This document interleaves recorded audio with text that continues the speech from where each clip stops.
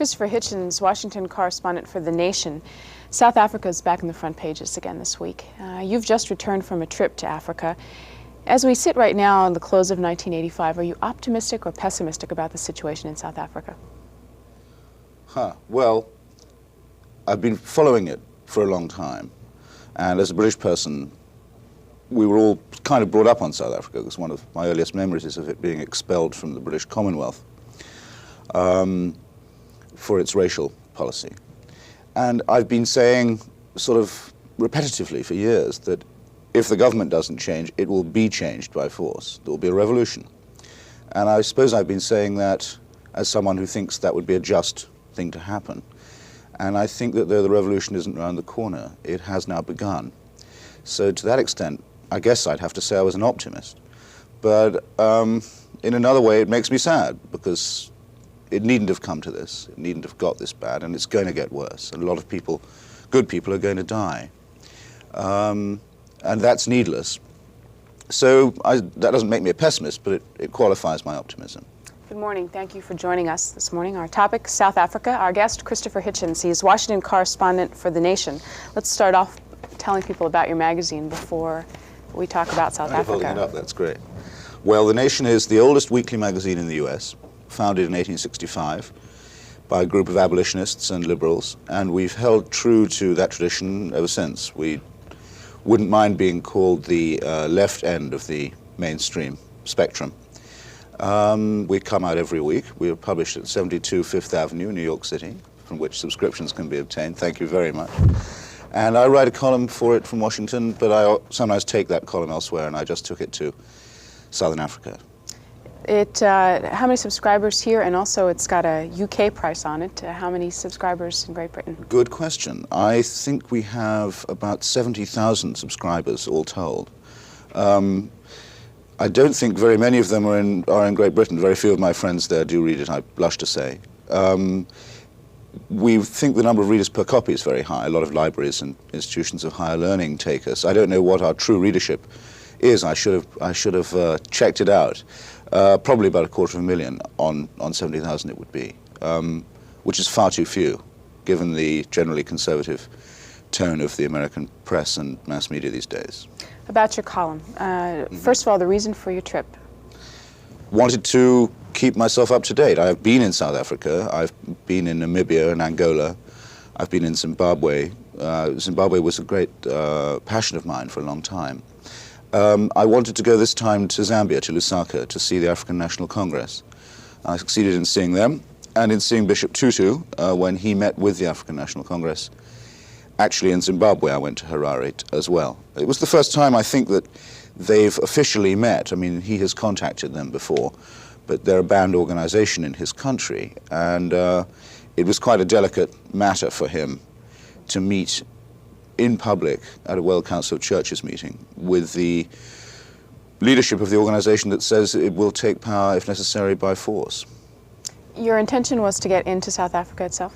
Well, they've just put a freeze on all press visas now. I mean, they've got a lot to hide, and they hide it rather clumsily by means of censorship, banning orders, restrictions, and so on. Even now in South Africa itself, you need a permit to go to Soweto or to go to any of the black townships, unless you're a black person, in which case you're not allowed to leave the township, and if you're a black reporter, they can't tell you can't go where you're forced to live. So you didn't even attempt those kind of anomalies aside, I mean, what one has in South Africa is a pretty fully fledged totalitarian state. Mm-hmm. You didn't even attempt to get in, or you knew right off the bat you'd be denied? Wasn't going to be let in, no. Okay.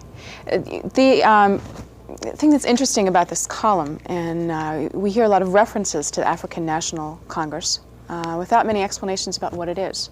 Perhaps you could tell our viewers. Well, the ANC, as everyone calls it, there's a slogan in South Africa that says, "You ANC nothing yet," was started in 1912 as a very modest lobby for what were then called native rights. And it was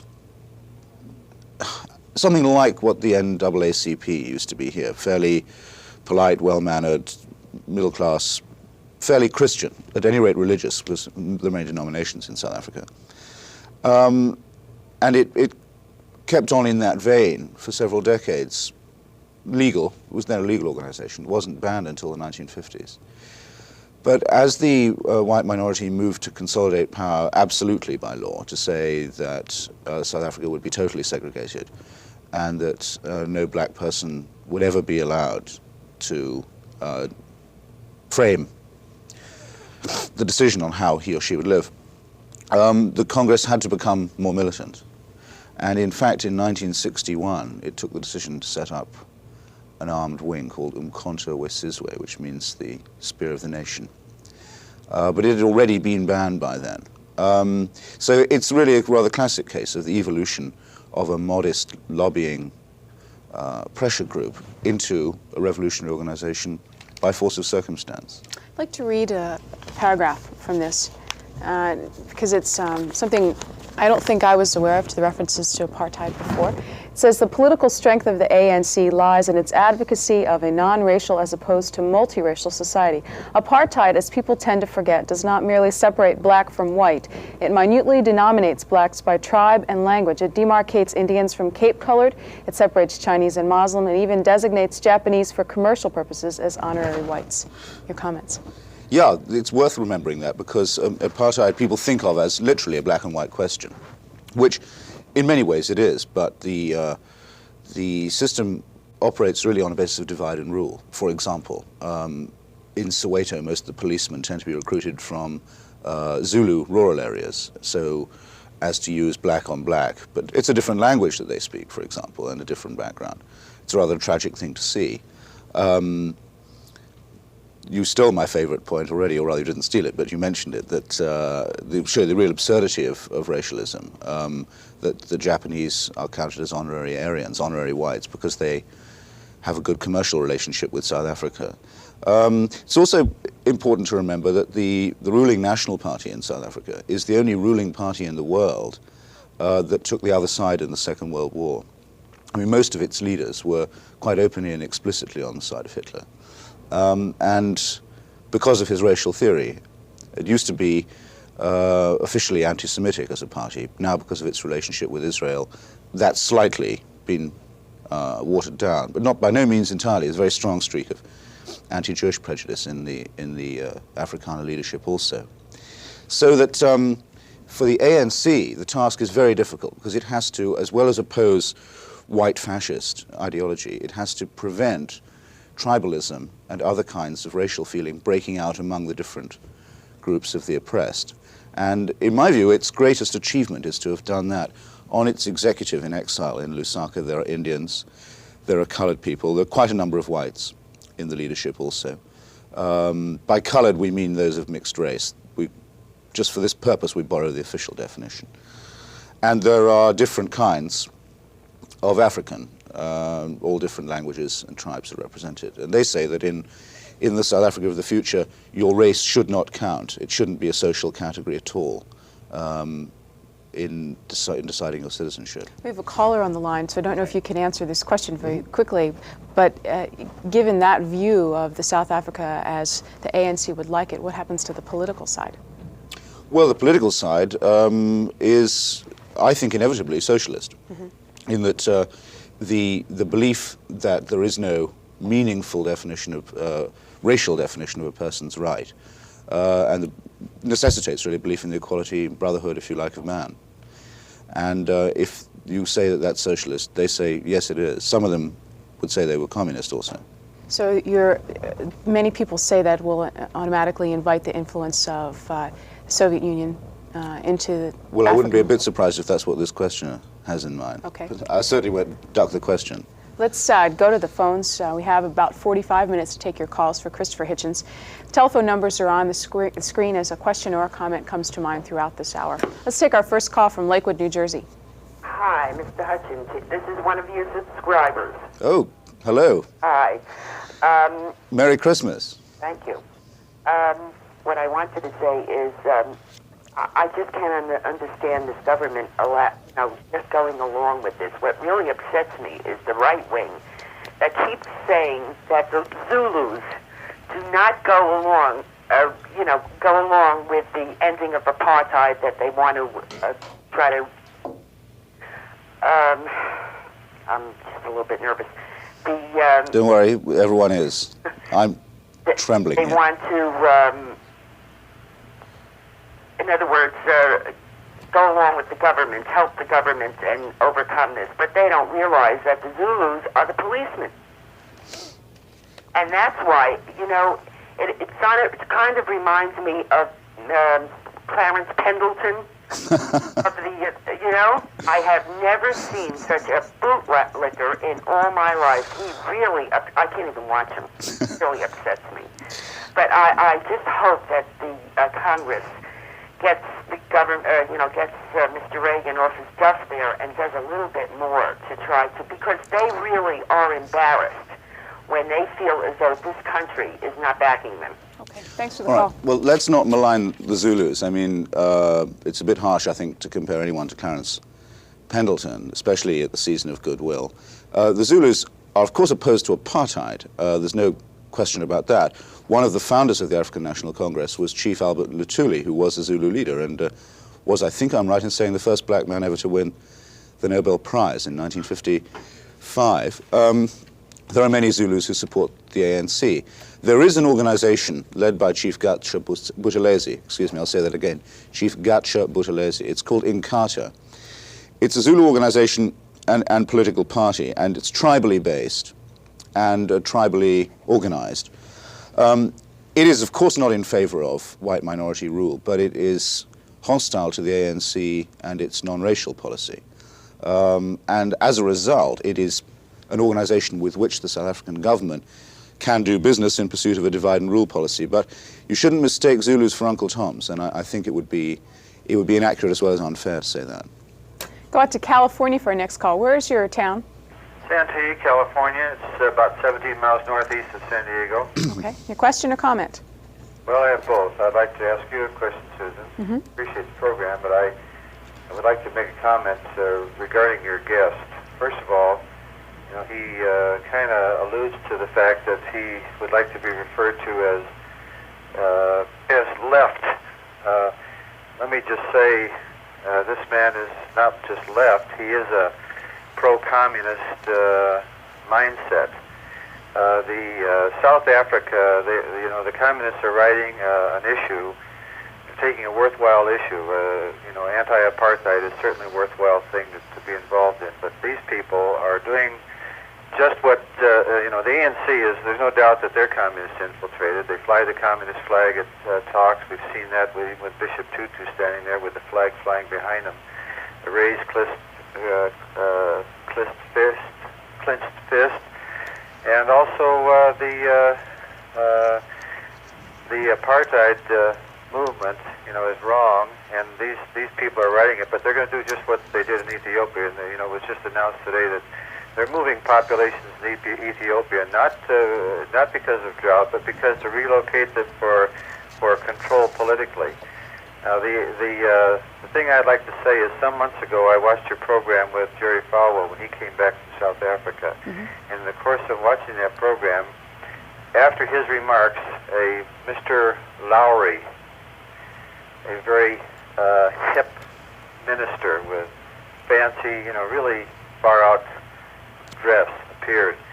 And he did the big lie, and he said that after Jerry Falwell talked, he said, and I'm not a pro-Jerry Falwell person, I was curious and I watched this, he said that Jerry Falwell didn't even visit with the people, that he flew around in helicopters and he spoke from helicopters. How could he ever really communicate and find out?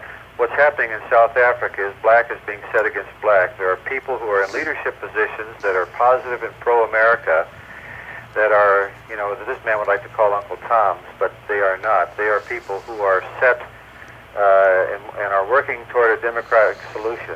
But these others, these radicals, won't let them. They're killing them just like they did in, it's the communist method. They did it in South Vietnam. They've done it all over the world. How about that question for us? The question I'm asking you is, how come you didn't expose Lowry about the big lie? How come the press just sat and gobbled him up and applauded? They sneered. Their questions toward Falwell were pointed, slanted, and their questions to Lowry were just applauded. Whose questions? Some you, as the press, as C-SPAN, didn't catch that, didn't investigate it, didn't reveal it, didn't bring out the big lie and why they were playing this down and why Falwell basically has been silenced. And Okay. why didn't you folks do that? All right, and thank you for the comments. C-SPAN is a public affairs network, doesn't do any investigative reporting, so that's the short answer, but I'd like to get your comments to them, any observations. Yeah, I don't mind pointed or slanted questions either, and I don't feel that they're illegitimate, and I don't mind even the one you asked me, which I'll come to right away. The South African Communist Party is now, and was for a very long time, has been for a very long time, the only political party in South Africa that doesn't discriminate on grounds of race in its membership. This has earned it a position of respect and admiration among a lot of black people, as you'd expect. I think it's to the credit of the Communist Party. I'm afraid I can't think of any other way of putting it, that's always been their view. It's the only thing that is to their credit. In every other respect, politically speaking, they're an unusually conformist Moscow-line group. But some of their people, in particular some of their lawyers, have acted, in my opinion, heroically in the past. Now, what makes me so confident about what I say about the ANC, and what makes me so sure that Jerry Falwell is, yet again, either being sold a bill of goods or selling one, or both, is this. There is no survey of African opinion in South Africa that does not consistently reveal, whatever the question is, and however it's put, that the popular leader is Nelson Mandela. And Nelson Mandela is the honorary president of the African National Congress. If I'm wrong about that, it can be demonstrated very easily. Following method. Nelson Mandela can be freed from prison and invited to contest a democratic election. I would abide by that verdict, and so would he. It's a very simple challenge to make. I made it on television the other day with Mr. William Keyes, the black PR man who the South African government has hired in this town for, I think it's 350 grand, which I don't think he's worth. His response to me was to say that would be like calling for the release of Charles Manson. If you'll buy that, you'll buy Jerry Falwell.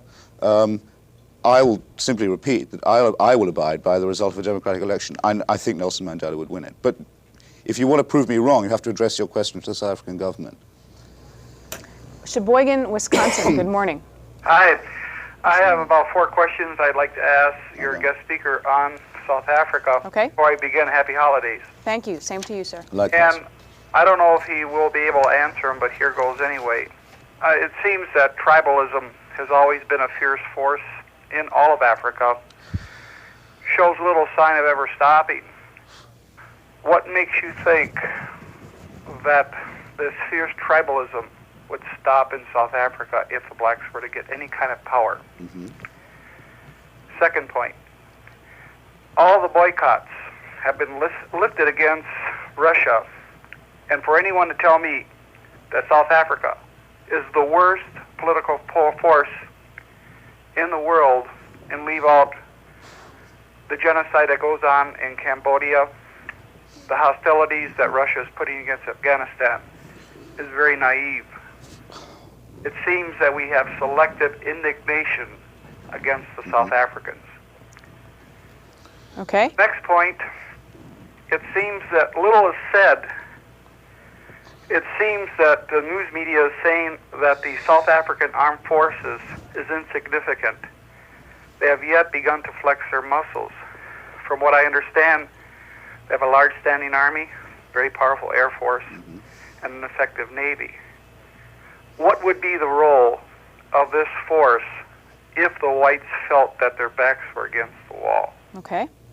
The last point is there is still in the news media very little coverage about atrocities in the rest of Black Africa.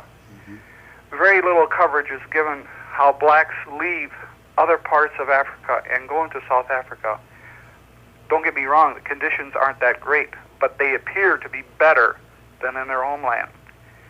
In some of the border areas between South Africa and the rest of Black Africa, there's barbed wire. People are shot. Their bodies are left to rot. These are by black governments that let this be. I hope you'll be able to answer my questions. I've called a couple other times and given this kind of questions, and they seem to be always looked over. Okay, thank you very much for the Take care. Bye-bye. Well, let me try not to disappoint you. On your first question on tribalism, yes, it's the curse of Africa, and every African nationalist knows it. And it's the reason for the existence of the OAU, which is in itself the Organization of African Unity, one of the most disappointing organizations in the modern world, is that at least they recognize that that is the problem. It's a double problem, because the borders of Africa that denominate nations and differentiate states were not drawn by Africans. They were drawn by colonial powers. A very large number of them were drawn by my fellow countrymen, the British, and don't follow or conform to tribal or other differences at all. They're drawn for the convenience of outsiders, and Africa is still saddled with that. What I was saying about the ANC is that it realizes that this is the main problem, and says that to join the organization, you give up your claim as a tribal or otherwise racially defined person. You have to try and decolonize, as it were, your mind. And all I can say for them is that they have made that leap of recognition, and they are the only organization in the country that does give the promise of overcoming tribal feeling. But it would be a fool or an optimist or a utopian who didn't recognize the depth of it. I mean, for example, in Zimbabwe, where all Africans were agreed that white colonial rule should cease, that was about all they did agree about. And there is still a very deep-going political quarrel between the Matabele and the Mashona in the country as we speak. Whatever the answer to that is, though, it is not white colonial rule. I think we have to move beyond that stage. I hope you don't think I've dodged your question then on tribalism. On the double standard and the boycott thing, yes and no. I didn't say anything about Cambodia or Afghanistan because I was asked about South Africa, but I would have done if I had been asked. The difference, I think, the inescapable difference, is this. The Soviet economy is not dependent on Western capitalist corporations. The South African economy, to a very large extent, is. That's to say, we are, in the West, responsible for South Africa, not just in the moral sense, but in the practical sense. Money is made by American and British corporations principally, but also by French ones and West German ones. From that economy, its labor practices and its system of double oppression, that's to say people oppressed both as workers and as people of a different color, is in our camp. Thus the call for sanctions and boycotts is not just a matter of a gesture, it's a matter of accepting and recognizing a responsibility. That, I think, distinguishes it from, say, the Polish economy. Though if you were to say to me that the Polish economy is largely underwritten by Western banks, you'd be right, and I'd be in favor of taking the point in the same way. I'm not for a double standard. On the army and the, sorry. Can I interrupt you at yes, that point? We've got a caller that's been waiting a bit, and rather than rack up his well, long-distance charges, why don't we take that call and we'll go back to the last two questions. I'm anxious because the questioner said he'd had his questions We'll sloughed off before. I'm keen to take them on the chin. Okay, we will get back to them. I've got them written sure. down. Portsmouth, Virginia. Go ahead, please. Good morning. Good morning. Morning. First of all, Christopher, I'd like to encourage you. I think that you're one of the most finest men that I've observed in the last few years. Well. I'd like to make two comments, and I'd like to make an invitation to you. First of all, President of Glory Enterprise and Educational Foundation, 1317 East Bremerton Avenue, North Virginia, 23504. Now, I know you're smiling, but the reason I give you that, Christopher, is because I'm hoping that you would have the opportunity to come to Virginia.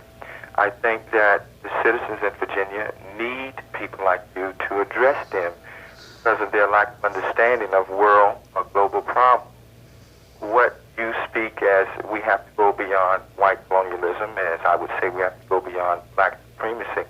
I think one of the things that we need to consider is that millions of little babies are being affected by the oppression around the country. And I heard little mention about the fact that these innocent little children caught up between the struggle. My comment here, first and second, Christopher, is do you view the world crisis as outrageous, gross, human rights violations is my first question. And my second question, Christopher, is would you say that these men yield to God, our world leaders? Do they even conceive in their confines at all that little children are being deprived freedom? Okay, thank you for the call.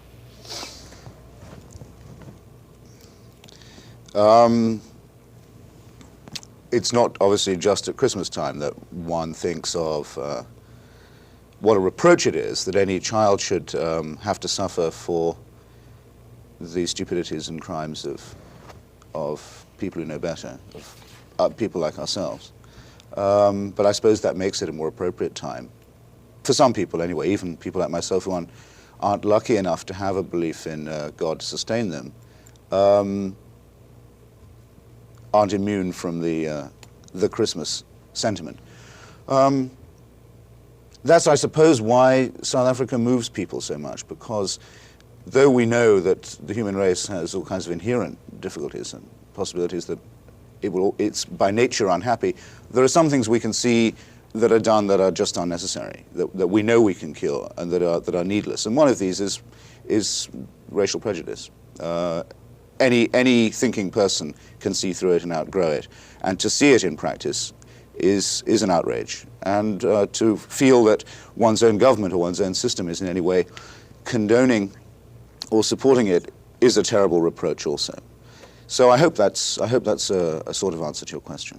Okay, we'll take a call from San Antonio, and then we'll get back to those two questions. Right. I'll ask our producer to hold off with calls for just a second so we can get those two responses. San Antonio, good morning. Morning.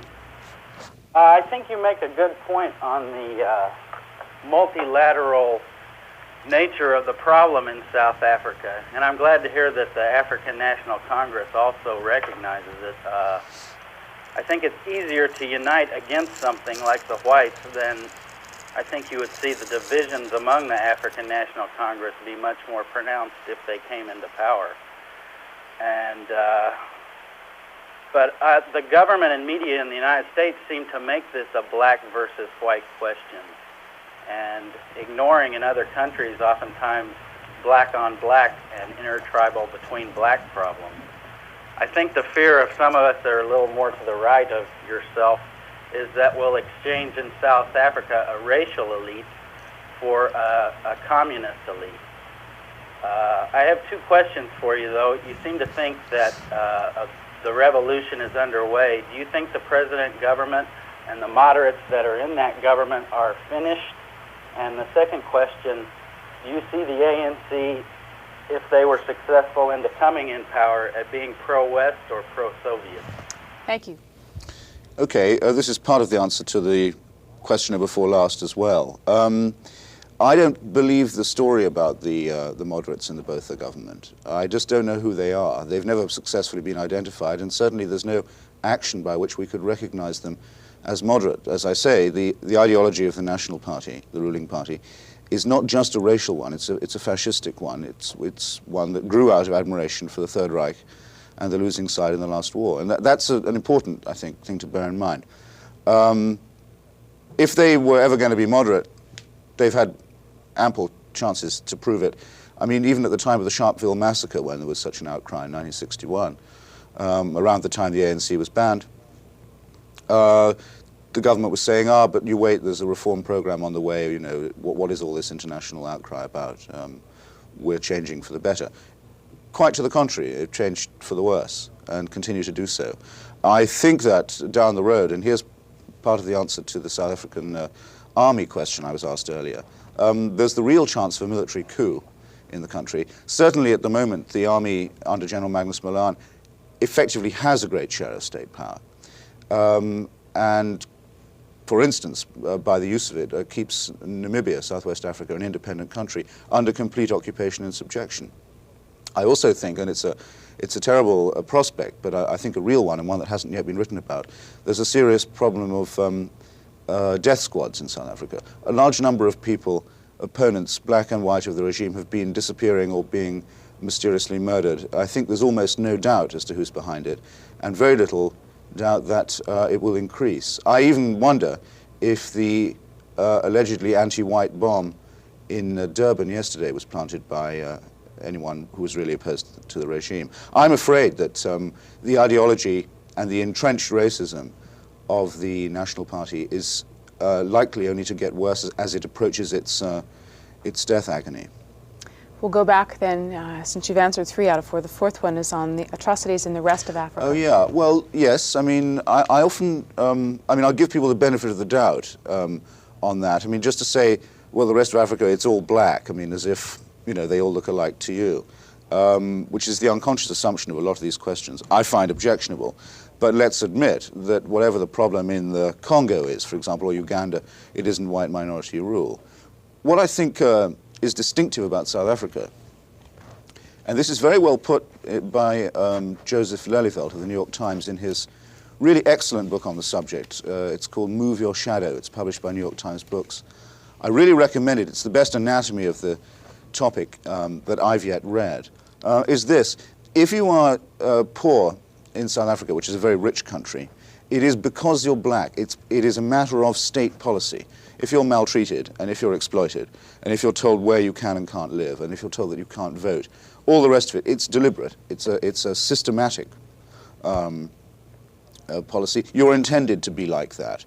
Now, that isn't true in the same way of an unfortunate in the middle of the Uganda civil war, for example. It isn't such a deliberate infliction on him, even if his condition, as it would be in some cases, is a worse one.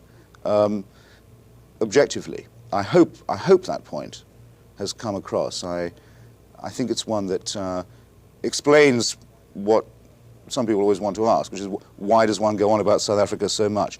That's why. Did I leave anything out? Why do people go and work there when they're black? Because South Africa dominates the regional economy. It holds a commanding position in minerals, in industry, in capital. If you live in Mozambique, for example, over the border, you have 2 options. You can either cross the border and work as virtually a slave, as an indentured laborer with no rights whatever, even fewer rights than a black South African. Or you can have no work at all. I don't really think, therefore, the person who resolves that problem by crossing the border as an indentured laborer is paying any compliment to the South African system. Newspapers this morning have many editorials on South Africa, from the Washington Times to the Washington Post. As we take our next call from Grand Rapids, I'll show you the Tony Auth cartoon in the Philadelphia Inquirer on South Africa. Good morning. Caller, you're on the air. Good morning. Morning. I wanted to ask Mr. Hitchens about South Africa and why everyone seems to be so against the homeland concept. Maybe the way it's implemented right now is wrong, and I'm not certainly in favor of apartheid, but it doesn't seem to me, after living in the country for a few months, that there's actually going to be power sharing, that it's possible, it's workable down there. It seems like a division of the country and separate rule is just about the only way that there's going to be peace and a peaceful solution. Thank you. Well, some people have said that the end result of all this will be a repartition of the country, with, in effect, the whites building themselves a Bantustan and not trying to rule everybody else as well as themselves.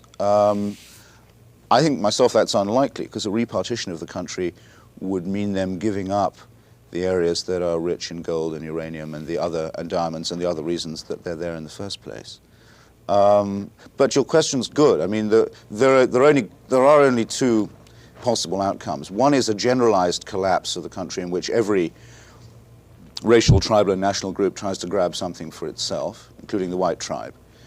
And the other is the solution of the ANC, which is a non-racial republic. Which reminds me, I do have a question unanswered, which is what form of government, whether pro-Eastern or pro-Western, I think that would take. I think the answer to that question lies very much with the United States. The United States has it in its power to resolve that question. If it persists in the present policy of, actually I think they're too embarrassed to continue calling it constructive engagement, but anyway, of effective collusion and collaboration with the South African regime, then the successor regime will not be friendly to the United States. Norfolk, Virginia, good morning. Yes, I have a question about what he just said about South Africa being the economic strength of the nation itself. And I was just wondering about the newly formed Congress of South African Trade Unions. The leader, Mr. Elijah Buriari, I don't know if that's pronounced right or not. He is challenging the government. He's given them like 6 months to Mr. Botha to abolish the past laws. Yes. And I was just wondering if because there's like 500,000 workers under this union right now. It's growing in strength. We have a slightly vague connection, I'm afraid. I'm not hearing everything you say. Caller, would you start that sentence over again? We just lost that one. Excuse me? Could you start your last sentence over again? Okay. Do you see a strike by this union as severely crippling the nation, and what do you see the United States doing? Okay, thank you. Okay. Well, yeah, as I said earlier, I mean, the South African system, though it is based on a racial demarcation, is also a system of exploitation. I mean, even if it was, everyone there was the same color, it would still be an outrageous system of exploitation. And the emergence of the Congress of South African Trade Unions is one of the most powerful signs of that discontent in the last several years, for the very reason you mentioned, which is the extreme vulnerability of an economy that's so heavily based on foreign investment. Already, you see, foreign investors are beginning to doubt whether they spent their money wisely and are reluctant to invest anymore. The rand, the national currency, almost went through the floor the other day because of foreign confidence and its erosion. So I think that a mass workers' movement is a very likely means for the advancement of the black and democratic cause. If you've just joined us recently, we're talking with Christopher Hitchens this morning. He is the Washington correspondent for this publication, The Nation. He has been with the organization since 1978, also Washington correspondent for The Spectator, based in London, and writes a column on the American scene for London Times Literary Supplement. In your prior assignments, you were foreign editor of the New Statements and author of a book called Cyprus. You're very well informed. We've got about 20 minutes left with Mr. Hitchens. Let's go next to Houma, Louisiana. Good morning. Yes, Mr. Hitchens, the last time I saw you on television was an interview that you did with that South African black PR man. And I found that a very interesting interview because of the fact that a black man was supporting the basic apartheid government. Where was it televised? If you don't mind me saying, it was on Cable News Network. Okay. On Crossfire. And the thing that I found very amazing is that Robert, one of the correspondents that was in the interview, really, I forgot some of the words that he used. That you felt like that you were backing a communist type government in South Africa and things like that. But just a few short questions. Number one, does the white government in South Africa have enough artillery to keep the black population from just flat out overthrowing them, if it came down to that? Number two, what do you think will be, I know we've kind of dilly-dallied around on this the whole program, but what do you think will be the final outcome of South Africa? And that's all. That's all I'd like to ask. Okay, thank you.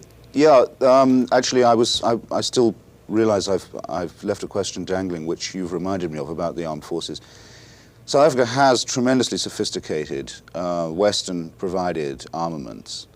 It ranks really almost as a NATO member with some of its alliances and with the sort of equipment to which it has access, either from the West or from Israel. It also has nuclear weapons, which it acquired from the Israelis and the French, or the technology for which it acquired from the Israelis and the French. But none of this is going to do it any good. I mean, they can invade, and they do invade Angola. They've made incursions into Mozambique, into Zimbabwe. They occupy the whole of Southwest Africa and Namibia. And they could certainly beat any army that the rest of Africa combined could put in the field. But it's not going to help them against their own people. I think there are fanatics in the government who would go as far as, say, Somoza did in his dying days and literally bomb their own cities. They're not going to nuclear bomb their own cities. The nukes are no good to them. They are, in effect, powerless if the black majority simply decides to fold its arms and withdraw cooperation which I think is an increasingly likely scenario. Because the system is based on the exploitation of cheap labor, the whites aren't going to start going down the mines and doing all the dirty work. They're going to collapse if that happens. They will, of course, go to great lengths to ensure that it doesn't, to try and decapitate the political leadership, to keep some of the statue of Nelson Mandela in prison for a quarter of a century and so forth. But see how little good it's done them. I mean, people who weren't born when Nelson Mandela went into prison, and he hasn't been quoted in a South African newspaper since then. It's illegal to quote him. It's illegal to print his picture or his name. And everyone in South Africa knows who he is. And he's a hero to people who weren't born when he went inside. In the end, the whole attempt to keep this going by force is futile. It may end in blood and fire, or it could end quickly and cleanly. And the reason why I go on about this is that the West could make a difference. That economy is plugged into ours. We could decouple. We could really bring pressure to bear. What the administration fails to see is that doing nothing is a policy. Doing nothing is a decision, and looks to those on the bottom like a decision to stay with those on the top. And there's no escaping a decision of that clarity, in my view. Let me share another editorial before we go to our next call. This is this morning's Washington Times. This is Mandela's show. They write, every incident such as this weekend's manhandling of Mrs. Mandela, no matter how provocative, chips away at the idea of ending apartheid gradually. State President P.W. Botha must act promptly and, yes, radically to consign that monstrous system to the past. That's the Washington Times. Let's go next to Rock Hill, South Carolina. Good morning, caller. Good morning. Morning. I like to talk to the gentleman on TV. Oh, go ahead. What's your question? Big boss? What is your question, sir? My question is, ask him why was this lady dragged from her home in South Africa the other day. And the only thing that people want in South Africa is their freedom. That's all they want. That's what they're asking for. They're not asking for nothing against white majority rule. They want freedom. That's what they want. Okay, thank you for the call. I agree. I mean, I don't think that needs, I think that was its own comment. Can you, last night on National Public Radio, the commentators were referring to the scenario between Mrs. Mandela and Mr. Botha's government as a chess game. Could you comment on what is happening, or at least your overview of it? No, chess is a much more fluent and fluid and subtle game than they know how to play. I mean, that was just another stupid manifestation of the apartheid regime. People say, why do they act so dumbly? You know, why do they get themselves in positions like that? It's the nature of the beast, I'm afraid. If you say first to Mrs. Mandela, because you're black, you have to live in Soweto. She can't choose which part of Johannesburg she lives in. Then they say, well, you're free, but you can't go home to the place we otherwise say you have to go to. What you've done is simply expose the ironies, if you like, the contradictions, the stupidities of your own system. None of the apparent blunders of this regime, analyzed in the West as blunders, are blunders at all. They are apartheid at work. New York City, good morning. Morning. Morning. The South African government has been reported as saying that they would release Nelson Mandela if he renounced violence. I'd like your comment on that. And also, don't you feel that in order to stave off a resurrection, if you will, from the right, from the army that you mentioned before, it's necessary to have not, quote, moderate, because the time has come for terms like that to be eliminated, but someone who represents very, very much the establishment to take the steps to move South Africa in a direction that perhaps we might consider more acceptable for their general populace. Okay. The renunciation of violence is just a trick. What they say is, we'll release you if you surrender. Nelson Mandela says, don't be ridiculous. He countered by saying he would stay in prison if the South African government itself renounced violence. I mean, that's simply propaganda. The time for it is a long time ago. If they wanted the ANC to renounce violence, they could have dealt with it when it renounced violence itself. I mean, the ANC was a pacifist organization until very late in the day. Chief Albert Luthuli, its chairman, I think certainly was a pacifist. And I think I said earlier, it was only in 1961 the decision was taken to move to resistance. Mandela would rather stay in prison, would rather die, than tell his people to surrender. And that's a measure of his stature, in my view. I don't think anyone really fell for Botha's con trick there. As for the moderates, where you said yourself it's become an absurd term, so I don't know where you're going to find the person of goodwill. I'm afraid that there seems to be something in the nature of the ideology of the National Party that prevents it from evolving moderates. I would think that the element of its ideology that prevents it from evolving moderates is to say that moderation is the agency of the devil and that their rule is biblically ordained. That doesn't kind of conduce to moderation. If you're watching this program live on this December 24th, we invite you to stay tuned. In about 10 minutes, we'll be having our open phone session. And the topic this morning is the Man of the Year. Next week, Time Magazine will be coming out with its annual issue naming the event or person who, for good or ill, has changed the world this year. And we'd like to hear your nominations on whom you think would best be awarded the Man of the Year this year. Let's go for Christopher Hitchens, way out west at Chula Vista, California. Good morning. You're on the air, caller. Pardon? You're on the air, sir. Hi. Good morning. I want to talk to your guest host right there. Go ahead. You know, you've already come across a couple of times about South Africa, right? Yeah. And, you know, I do agree with some of their philosophies. But there are certain things I don't agree with yours. Fair enough.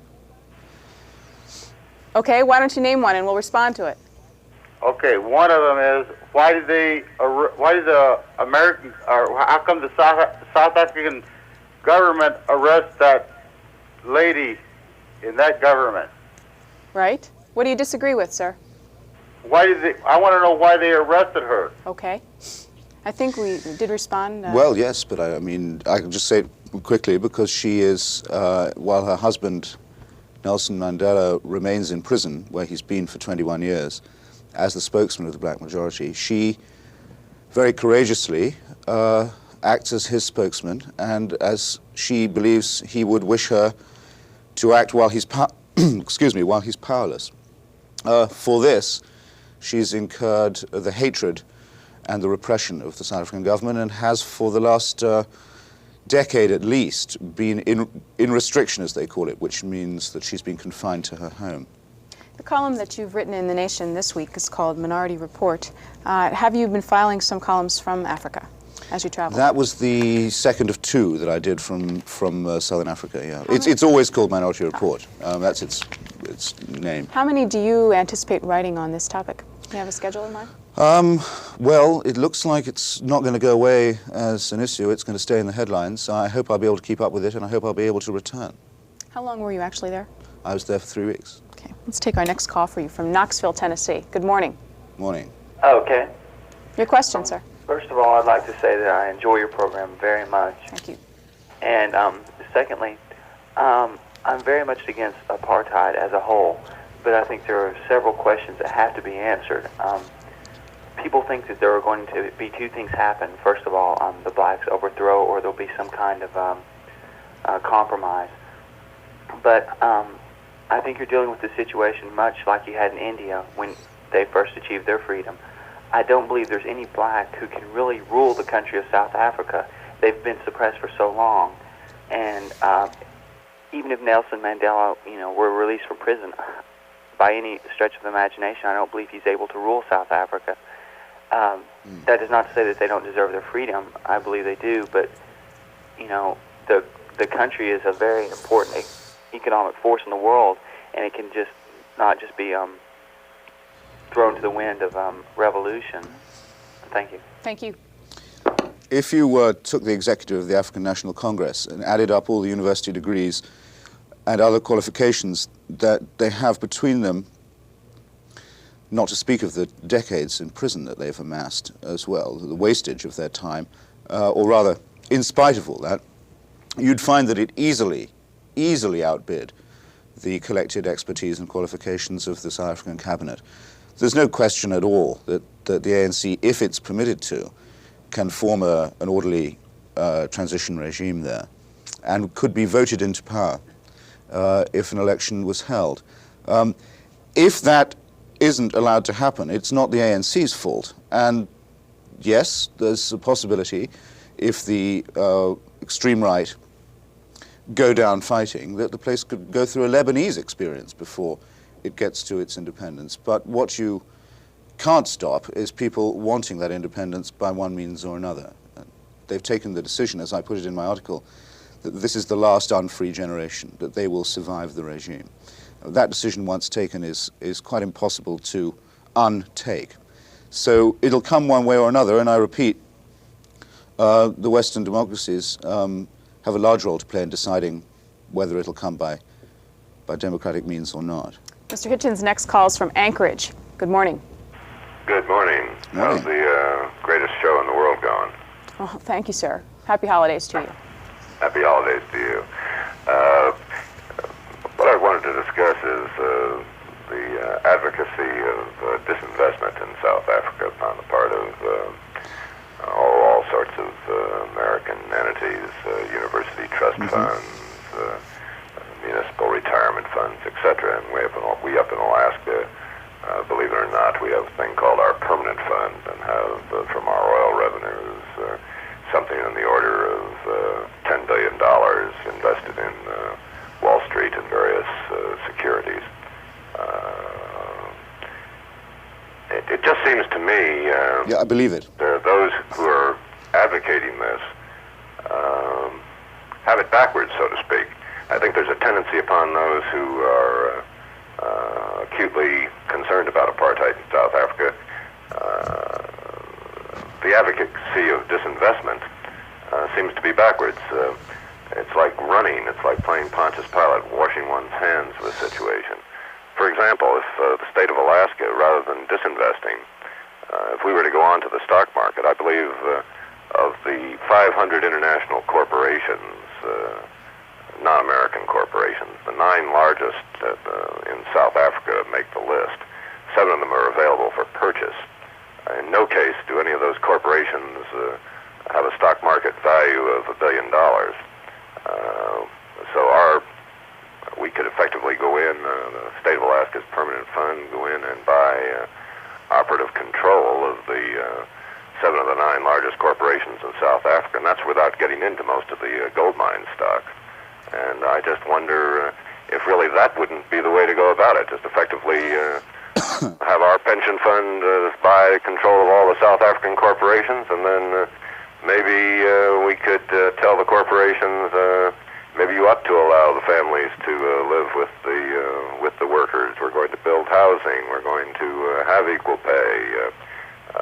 And by golly, if it costs us a little bit for a while, why, maybe we'll just break even instead of making a profit. And then where is the South African government going to get their revenues? Thank you, sir. I have a suspicion that some of the people who are heavily advocating this just don't like the profit motive. They don't like owning equity in corporations. They, from other philosophical positions they might have, a la even Nation magazine, and but I think it might be a more responsible way to go, and I think we might get more bang for the buck and be acting responsibly and putting an end to apartheid. Thank you very much. Okay, we're running out of time. Sure. First, very flattering to get a call all the way from Anchorage, the great state of Alaska, whose Senator Ernest Gruning actually used to be editor of The Nation before he took Alaska into the Union. So I always feel a fellow feeling for anyone in Alaska. And that's certainly the most ingenious question we've had today, I think we'd have to say. It had never occurred to me before actually to buy them out. And I really don't know whether they'd sell. I think the African National Congress would probably say that the resources, most of which are actually underground in South Africa, it's a tremendously mineral-rich place, belong to them and to the future. And they want to have a say in whoever owned them. But, and I think that would actually be their first response. But I just congratulate you for an amazingly ingenious proposal all the same. 2 minutes left. Our last call's from Roanoke.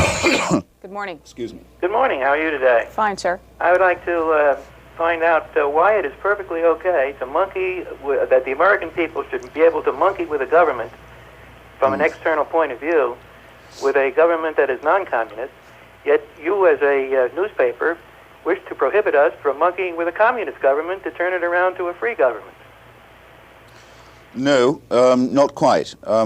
What I said earlier was this: we already are intervening in South Africa. That's to say, the flow of capital, investment, and weapons into South Africa all comes from the West. So the intervention's already been made. The point is, if we can intervene one way, why can't we intervene another? Since that relationship doesn't exist between the United States government and any communist one, I don't think your analogy holds. But if it did, I'd be in favor of the same policy. We're out of time for Christopher Hitchens. Thank you for joining us this morning. Thanks for having me. Thank you for your questions and comments on South Africa. Interesting morning.